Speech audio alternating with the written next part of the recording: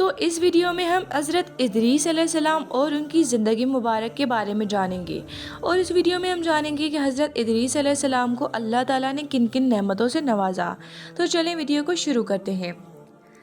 جب حضرت ادریس سن شعور کو پہنچے تو اللہ تعالیٰ نے ان کو نبوت سے سرفراز فرمایا۔ تب انہوں نے شریر اور مفسدوں کو راہ ہدایت کی تبلیغ شروع کی، مگر مفسدوں نے ان کی ایک نہ سنی اور حضرت آدم و شیط کی شریعت کے مخالف ہی رہے۔ البتہ ایک چھوٹی سی جماعت ضرور مشرف باسلام ہو گئی۔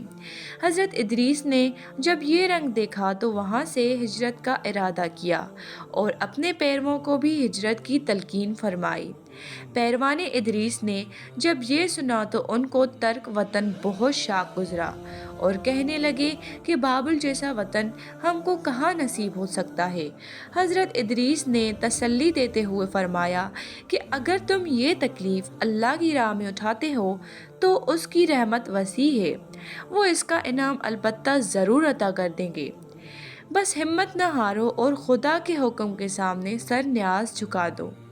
مسلمانوں کی رضامندی کے بعد حضرت ادریس اور ان کی جماعت مصر کی جانب ہجرت کر گئے۔ جماعت نے جب نیل کی روانی اور اس کی سرزمین کی شادابی دیکھی تو بہت خوش ہوئے۔ بابل کی طرح شاداب مقام اور ایک بہترین جگہ منتخب کر کے نیل کے کنارے بس گئے۔ حضرت ادریس اور ان کے پیروان جماعت نے جب مصر میں سکونت اختیار کر لی تو یہاں بھی انہوں نے پیغام الہی اور امر بالمعروف اور نہی عن المنکر کا فرض انجام دینا شروع کر دیا۔ کہا جاتا ہے کہ ان کے زمانے میں بہترین زبانیں بولی جاتی تھیں اور خدائے تعالیٰ کی عطا و بخشش سے یہ وقت کے تمام زبانوں کے زبان دان تھے اور ہر ایک جماعت کو اس کی زبان میں تبلیغ فرمایا کرتے تھے۔ حضرت ادریس نے دین الہی کا پیغام کے علاوہ سیاست، تمدن، شہری زندگی اور بود و مان کے متمم طریقوں کی بھی تعلیم اور تلقین، اور اس کے لیے انہوں نے ہر ایک فرقہ و جماعت سے طلباء جمع کیے اور ان کی تمدنی سیاست اور اس کے اصول و قواعد سکھائے۔ جب یہ طلباء کامل و ماہر بن کر اپنے قبائل کی طرف لوٹے تو انہوں نے شہر اور بستیاں آباد کیں جن کی تمدنی اصول پر بسایا۔ ان شہروں کی تعداد کم و بیش 200 کے قریب تھی، جن میں سب سے چھوٹا شہر رہا تھا۔ حضرت ادریس نے ان طلباء کو دوسرے علوم اور بھی تعلیم دی، جس میں علم اور حکمت اور علم نجوم جیسے علوم بھی شامل تھے۔ حضرت ادریس پہلی ہستی ہیں جنہوں نے علم اور حکمت و نجوت اور نجوم کی ابتدائی کی، اس لیے کہ اللہ تعالیٰ نے ان کو افلاک اور ان کی ترکیب اور عقب اور ان کی اجماع اور فقرات اور نکات اور ان کی باہم کشش اور رموز اور اسرار کی تعلیم دی اور ان کو علم، عدد اور حساب کا عالم بنایا۔ اور اگر اس پیغمبر خدا کے ذریعے ان علم کا انکشاف نہ ہوتا تو انسانی طلباء کی وہاں تک رسائی مشکل تھی۔ انہوں نے مختلف گھروں اور امتوں کے لیے اس کا مناسب حال، قوانین اور قواعد مقرر فرمائے اور اقطاع عالم کو 4 حصوں میں منقسم کر کے ہر ربع کے لیے ایک حاکم مقرر کیا جو اس حصہ زمین کی سیاست اور ملکوتیت کا ذمہ درقرار پایا اور ان 4 کے لیے ضروری قرار دیا کہ تمام قوانین سے مقدم شریعت کا وہ قانون رہے گا جس کی تعلیم وحی الہی کے ذریعے میں تم کو دی ہے۔ اس سلسلے کے سب سے پہلے 4 بادشاہوں کے نام حسب ذیل ہیں: الیاؤس، زوس، مکلبیوس، زوس امون یا ایلاتس امون یا سلیوس۔ حضرت ادریس کی تعلیم کا خلاصہ خدا کی ہستی اور اس کی توحید پر ایمان لانا، صرف خالق کائنات کی پرست کرنا، آخرت کے عذاب سے رستگاری کے لیے اعمال صالحہ کو ڈھال بنانا،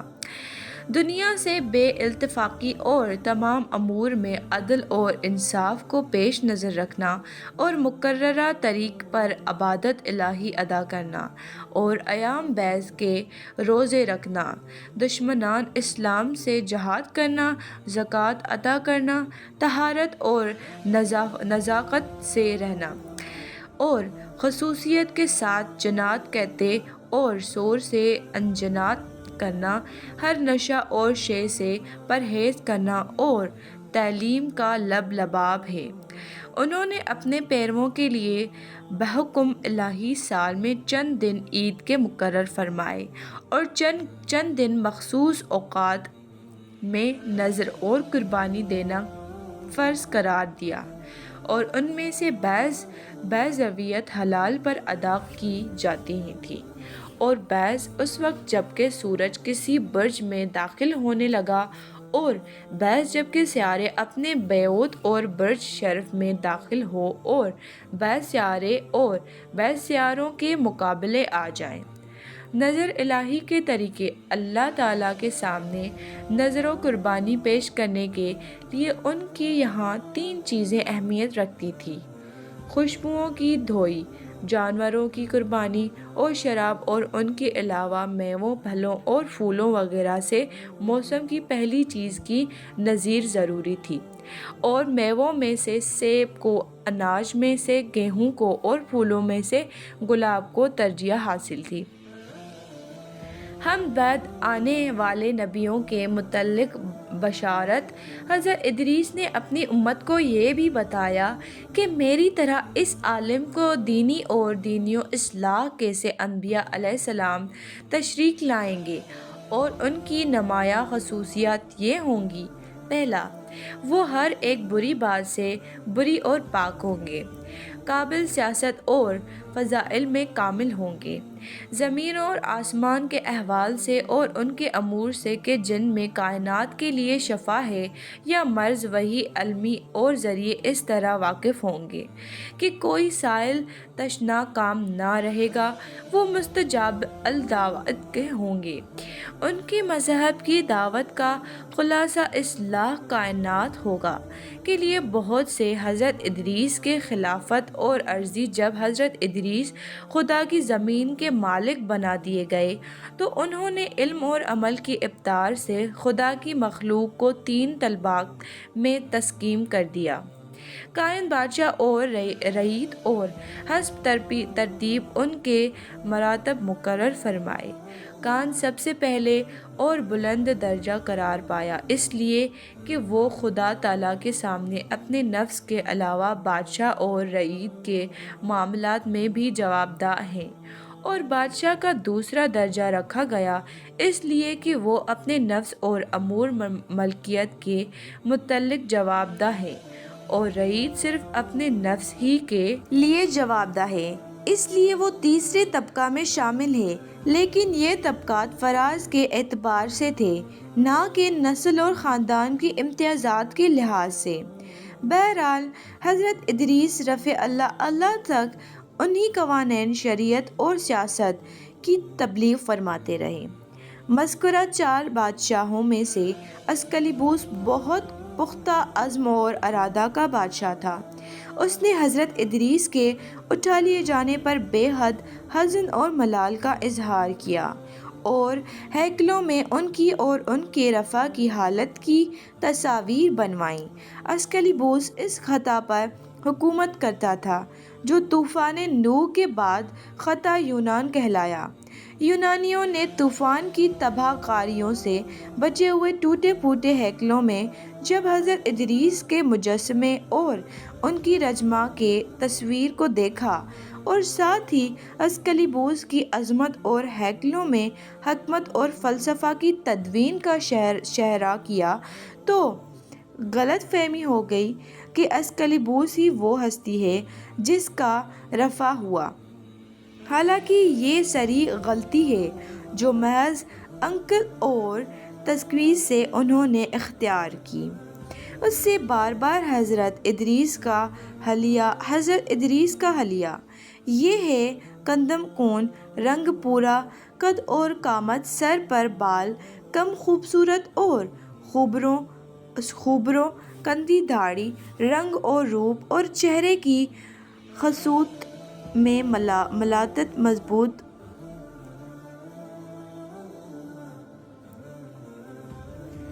بازو، چوڑے موڈھے، مضبوط ہڈی ڈیلی پہلے سرزمین، چمکدار آنکھیں، گفتگو باوقار، خاموشی پسند، سنجیدہ اور متین، چلتے ہوئے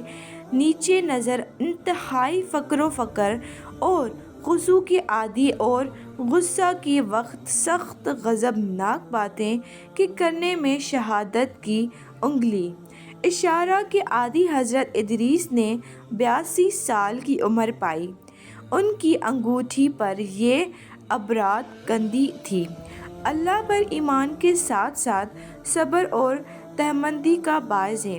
اور کمر سے باندھنے والے پنکھا پر یہ تحریر تھا: حقیقی عید میں اللہ تعالیٰ کے فرائض کی حفاظت میں پوشیدہ ہے، اور دین کا کمال شریعت سے وابستہ ہے، اور مرورت میں کمال دین کی تکمیل ہے، اور نماز جنازہ کے وقت جو پنکھا باندھتے اس پر حسب ذیل جمیل ثابت ہوتے۔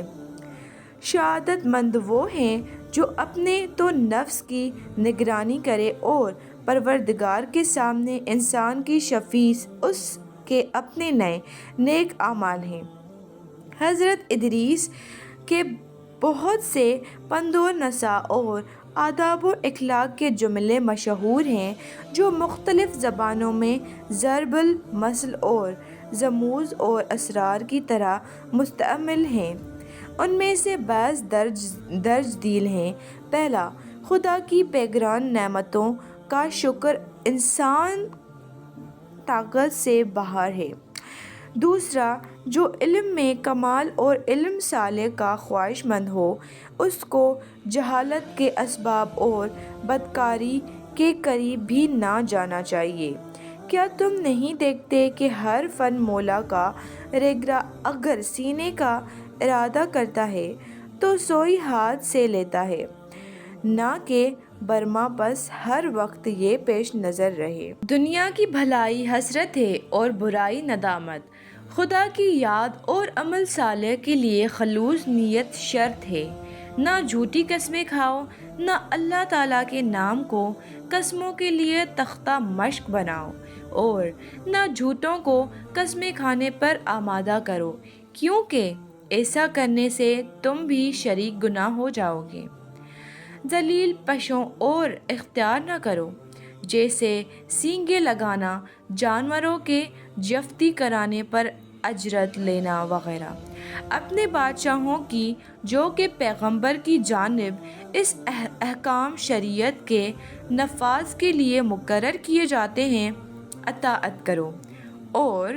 اپنے بڑوں کے سامنے پست رہو، اور ہر وقت حمد الہی میں اپنی زبان کو تر رکھو۔ حکمت روح کی زندگی ہے، دوسروں کی خوش عیشی پر حسد نہ کرو، اس لیے کہ ان کی یہ مصوری زندگی چند روز ہی کی ہے۔ ضروریات زندگی سے زیادہ طلب ہوا وہ کبھی کانا نہ رہے گا۔ تو امید ہے کہ آپ نے اس ویڈیو سے کچھ سیکھا ہوگا اور آپ کو مکمل تفصیلات کے ساتھ اس ویڈیو میں حضرت ادریس کے بارے میں جاننے کو ملا ہوگا۔